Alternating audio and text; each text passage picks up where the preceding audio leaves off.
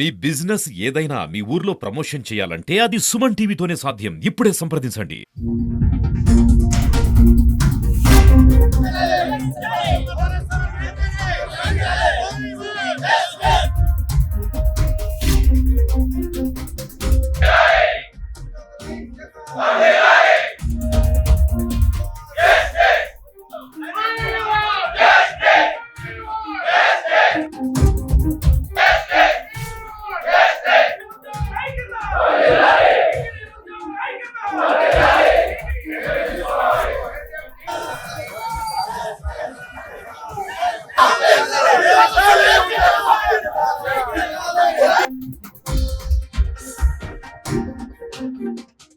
ఓం నమో వెంకటేశయ్య.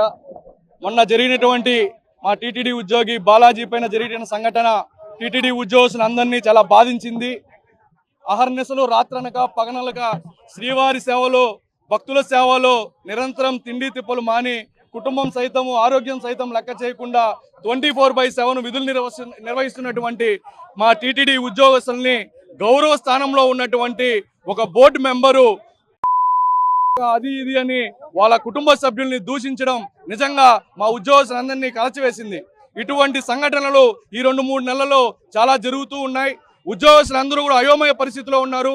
ఉద్యోగస్తులు భక్తులకి సేవ చేయాలా లేకపోతే వచ్చిన బోర్డు మెంబర్లకి సేవ చేయాలా అనే అయోమయ పరిస్థితిలో ఈరోజు ఉన్నారు. మొన్నటికి మొన్న వరాహస్వామి గుడిలో ఒక ఉద్యోగి బీగాలు పుష్కరంలోకి ఓపెన్ చేయలేదని ఒక బోర్డు మెంబర్కి అతన్ని సస్పెండ్ చేయడం, అలాగే పడికావల్లో ఇంకొక విఐపికి తాళాలు ఓపెన్ చేయలేదని ఒక సూపరింటెండెంట్ని ఒక అటెండర్ని ట్రాన్స్ఫర్ చేయడం, నిన్నటికి నిన్న బాలాజీ అనే ఒక ఉద్యోగిని ఆలయ మహాద్వారం వద్ద ఒక బోర్డు మెంబరు గౌరవ స్థానంలో ఉన్నటువంటి బోర్డు మెంబర్ దూషించడం, ఇవన్నీ చూస్తూ ఉంటే చాలా బాధాకరమైన వాతావరణం టీడీ ఉద్యోగస్తుల్లో ఉంది. కాబట్టి రాష్ట్ర ప్రభుత్వాన్ని మేము ఒకటే డిమాండ్ చేస్తాం, మీరు నియమిస్తారు, ప్రభుత్వము ఒక బోర్డు మెంబర్ని ఎందుకు నియమిస్తుంది?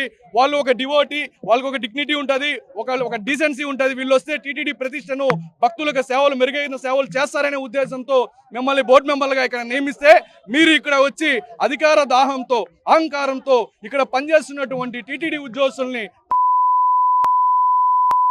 అబ్యూజ్డ్ లాంగ్వేజ్ వాడడం ఎంతవరకు న్యాయం అని చెప్పి మేము డిమాండ్ చేస్తున్నాం. ఈరోజు టీటీడీ ఉద్యోగ సంఘ నాయకులందరూ ఏకతాటిపైకి వచ్చాం. మా ప్రణాళిక మేము నిర్ణయించుకుంటున్నాం. పెద్దలందరం కూడా కూర్చొని ఈ రోజు కానీ స్పందించకపోతే అటు ప్రభుత్వం కానీ ఇటు మేనేజ్మెంట్ కానీ స్పందించకపోతే రేపు కూడా ఒక కార్యక్రమానికి కూడా పిలుపు ఇవ్వబోతున్నాం పెద్దలతో మాట్లాడుకొని. కాబట్టి ప్రభుత్వం వెంటనే స్పందించాలి. నరేష్ కుమార్ అనే బోర్డు మెంబర్ని రద్దు చేయాలి. అలాగే నరేష్ కుమార్ బోర్డు మెంబరు మా బాలాజీకి వాళ్ళ కుటుంబ సభ్యులకి టీటీడీ ఉద్యోగస్తులకి బహిరంగ క్షమాపణ చెప్పాలి, లేదంటే మా ఉద్యమం ఉధృత స్థాయిలో కొనసాగుతుందని చెప్పి డిమాండ్ చేస్తూ ఉన్నాం.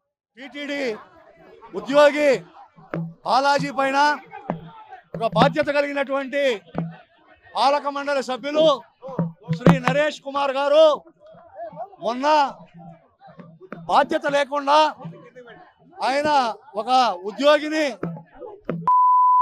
అని చెప్పి మాట్లాడటం, ఈ విషయం మొత్తం యావత్ ప్రపంచానికి తెలుసు. నరేష్ కుమార్ గారు భక్తులకి సేవ చేయడానికి ఇక్కడ పాలక మండలి సభ్యులుగా వచ్చారు. రెండోది మహాసభ మహాద్వారం ఎగ్జిట్ ఎంట్రన్స్ లో ఎవరిని కూడా పంపించకూడదని చెప్పేటువంటిది టీటీడీ ఉత్తర్వులు జారీ చేసినటువంటి నేపథ్యం.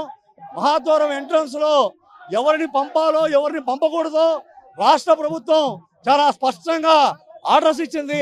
ఆ ఆర్డర్ని అమలు చేసినందుకు ఒక ఉద్యోగి పైన ఈ రకంగా వ్యవహరించడం అనేటువంటిది మేము ఉద్యోగ సంఘాలన్నీ కూడా ఒక జాయింట్ యాక్షన్ కమిటీ లాగా ఏర్పడి ఈరోజు నిరసన తెలియజేస్తున్నాం.